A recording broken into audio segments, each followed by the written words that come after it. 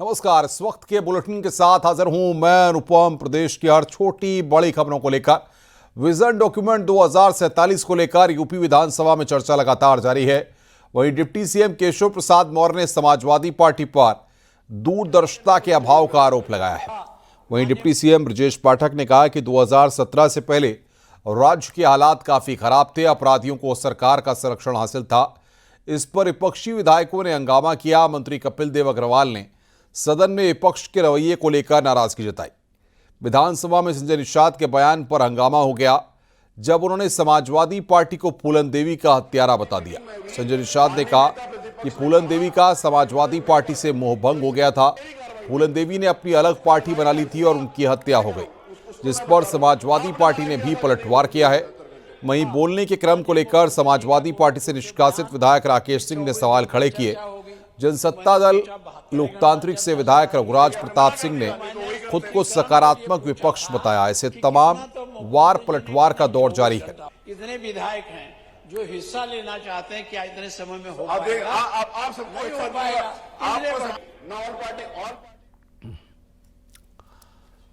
विपक्ष की तरफ से रोजगार को लेकर उठाए गए सवालों पर मंत्री अनिल राजभर ने सदन में जवाब दिया। मंत्री ने कहा कि विपक्ष ने बेरोजगारी पर चर्चा के लिए सदन में पत्र तो दिया, लेकिन चर्चा नहीं की। आजादी से 2017 तक प्रदेश में जितनी कंपनियां रजिस्टर नहीं हुई थी, उससे ज्यादा पिछले 7 साल में रजिस्टर हुई हैं। हमारा संकल्प हर हाथ को रोजगार देने का है। आज मानवर पूरे देश के अंदर आज बेरोजगारी की बहुत बात हुई और 2-2 दिन नोटिस लगाया प्रतिपक्ष के साथियों ने, लेकिन चर्चा नहीं किया। मान्यवर चर्चा नहीं किया और पूरे सदन को अवगत कराना चाहता हूं कि आज उत्तर प्रदेश की धरती पर योगी आदित्यनाथ जी के नेतृत्व में उत्तर प्रदेश की सरकार ने जो काम किया है, जो भरोसा निवेशकों का जीता है मान्यवर, और उसका परिणाम है कि निरंतर 2 वर्षों से उत्तर प्रदेश नए कारखानों के पंजीयन के क्षेत्र में देश में नंबर 1 के स्थान पर आ रहा है मान्यवर। और हमने पीछे किसको छोड़ा है मान्यवर? हमने पीछे छोड़ा है महाराष्ट्र को मान्यवर। और सम्मान के साथ आपके माध्यम से पूरे सदन को अवगत कराना चाहता हूं कि जब से देश आजाद हुआ है तब से लेकर 2017 तक जितने कारखाने पंजीकृत नहीं हुए उत्तर प्रदेश की धरती पर, उतना अकेले 7 वर्षों में योगी जी की सरकार का जो भरोसा है उसकी बदौलत और उसके आधार पर 7 वर्षों में उससे भी ज्यादा नए कारखाने हमने पंजीकृत किए हैं मान्यवर, और ये रोजगार का सृजन हो रहा है मान्यवर। भारतीय जनता पार्टी के विधायक राजेश्वर सिंह ने सदन में कानून व्यवस्था का मुद्दा उठाया। राजेश्वर सिंह ने कहा कि अब गर्व से कहते हैं हम उत्तर प्रदेश में रहते हैं। आदरणीय योगी आदित्यनाथ जी के नेतृत्व में उत्तर प्रदेश आज 11.5% की गति से बढ़ता हुआ हिंदुस्तान में सबसे तेज गति से बढ़ता हुआ राज्य है। आज हम रेवेन्यू सरप्लस स्टेट है। आज कैपिटल एक्सपेंडिचर हमारा 2.25 लाख करोड़ है। नए हॉस्पिटल्स बन रहे हैं, नए कॉलेजेस बन रहे हैं, नई सड़कें बन रही हैं। उत्तर प्रदेश नई ऊंचाइयों को छू रहा है। आज हमारे पास सेक्टोरल पॉलिसीज हैं, सबसे अच्छा इंफ्रास्ट्रक्चर है और कानून व्यवस्था की सबसे अच्छी स्थिति है। आज हम गर्व से कहते हैं कि हम उत्तर प्रदेश में रहते हैं और उत्तर प्रदेश हिंदुस्तान का सबसे सुरक्षित राज्य है। उसका परिणाम है, सबने देखा कैसे 33.5 लाख करोड़ से ज्यादा के निवेश के प्रस्ताव आए, जिसमें आज 15 लाख करोड़ के धरातल पे उतर चुके हैं।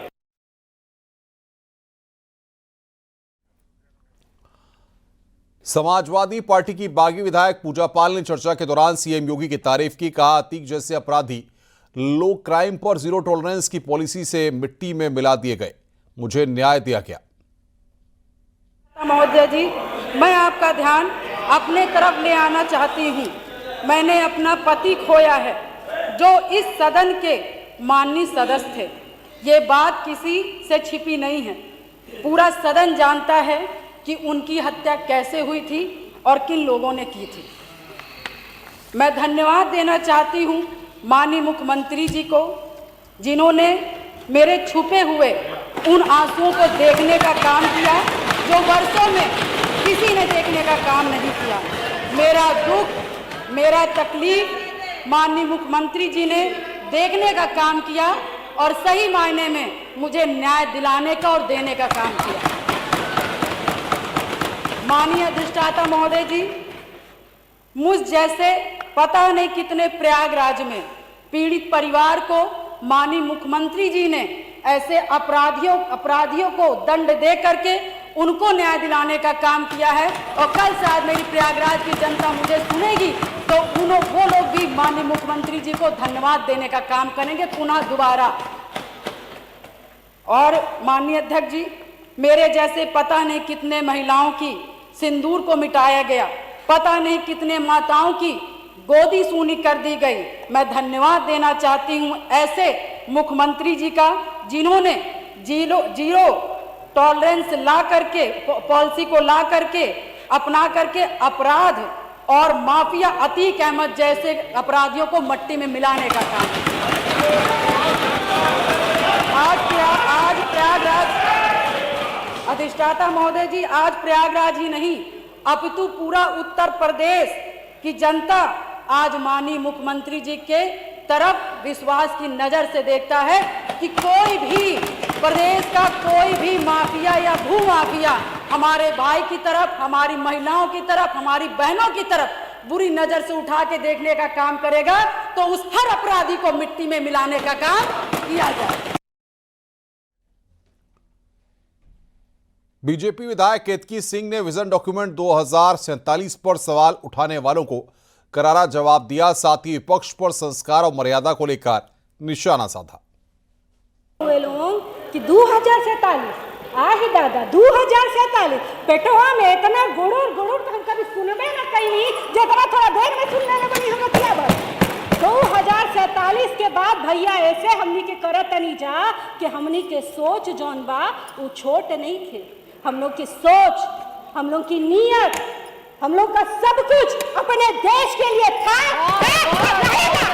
आपको क्या लगता है कि 2047 की बात क्या भारतीय जनता पार्टी कर रही है? क्या भाजपा की सरकार कर रही है? नहीं मेरे साथियों, हम शासन सत्ता से ऊपर उठकर अपने देश से प्रेम करते हैं। और इसी नाते मेरे स्वर्गीय नेता अटल बिहारी वाजपेयी जी ने कहा था कि सरकारें आएंगी और जाएंगी, पार्टियां बनेंगी और बिकेंगी, पर देश हमेशा रहना चाहिए। मेरे स्वर्गीय नेता अटल जी ने हमारे बीच में ये हमको सिखाकर और गए हैं। परंतु आपको नहीं समझ में आएगा, वो ऐसे ना समझ में आई भैया कि जो संस्कार बा, संस्कार जाने तो नहीं जानू रहन सहन, तो जो संस्कार बा वो पार्टियन में दिहल जाला। आपके पार्टी में का दिहल जाला? वही दिहल जाला भैया। ना इनका पार्टी में ही सिखावल जाला कि जब प्रदेश में कोनो बात होके, कोनो दिक्कत होके, कोनो परेशानी होके तो अपना अपने घरे भाग जाना। पर यही प्रदेश में देखा गया कि दो बेटे, इस प्रदेश के दो बेटों को देखा गया। एक बेटा वो जिसने कोविड के समय जनता की सेवा करने के लिए अपना पहला कर्तव्य अपने पिता को मुखाग्नि देना जरूरी नहीं समझा, इस जनता के लिए वो रहा, खड़ा रहा। और एक बेटा वो जिसने जीते जी अपने पिता को औरंगजेब की याद दिला दी। एक बेटा वो भी इस प्रदेश में देखा। एक बेटा देखा मेरे साथियों कि जो रामायण की प्रतियां फाड़ते हैं। बड़ा अभी श्री रामचंद्र जी का चर्चा चल रहा था। 2047 की अगर हम चर्चा करें तो जब तक हम अपने देश की संस्कृति पे गर्व नहीं कर सकते तो हम क्या भविष्य निर्माण की बात करेंगे। एक वो समय देखा कि जब रामायण की प्रतियां फाड़ने वालों को ये सामने मेरे बैठे साथी पीठ थपथपाया करते थे कि बहुत बढ़िया काम किया। और एक जनता का सेवक वो निकल कर आया जो आप रामायण की प्रतियां फाड़ते थे और वो स्वयं रामचंद्र जी को लेकर चला आया।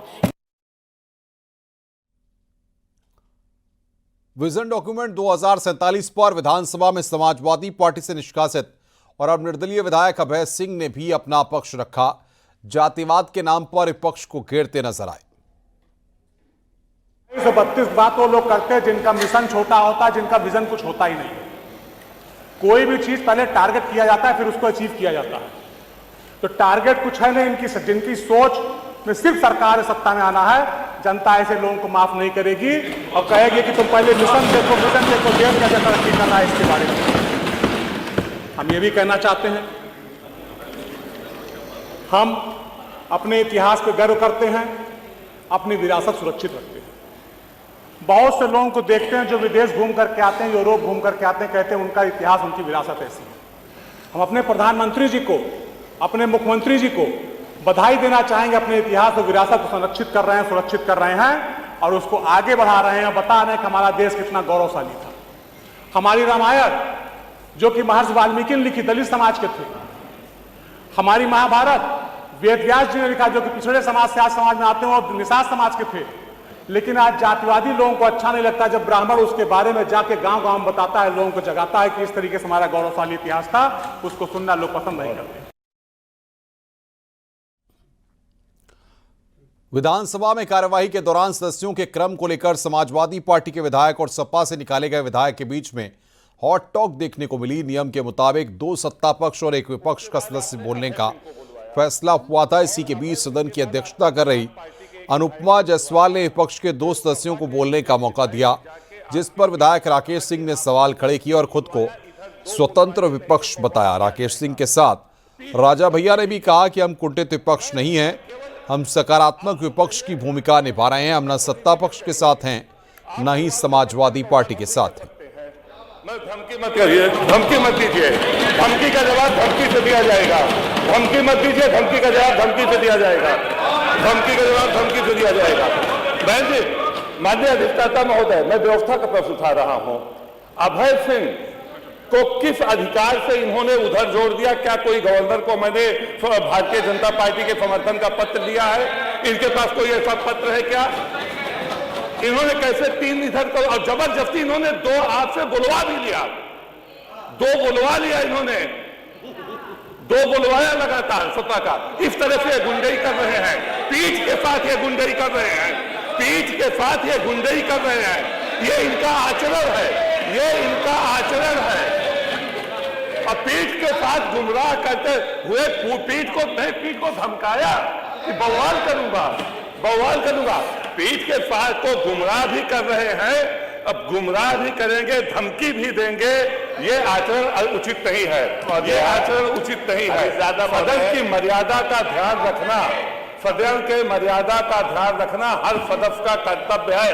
मनोज पांडे, राकेश प्रताप सिंह, अभय सिंह निर्दल विधायक के रूप में इस सदन में इस समय बैठ रहे हैं और इनको अलग से बुलवाना इस पीठ का दायित्व है। इस पीठ का दायित्व है अलग से बुलवाना। ठीक है, अगर आप तो बोलना चाहते हैं तो। अधिष्ठाता महोदय, पीठ का सब लोग सम्मान करते हैं। जहां तक भाई राकेश सिंह का सवाल है, राकेश सिंह ने व्यवस्था उठाने की बात हुई, अध्यक्ष जी ने और पीठ ने एक व्यवस्था दी थी कि 3 सत्ता पक्ष के बोलेंगे, 2 बोलेंगे और 1 हमारा बोलेगा। आपने किस व्यवस्था से बुलाया वो इन्हें दे, इन्हें जवाब पीठ से लेना चाहिए।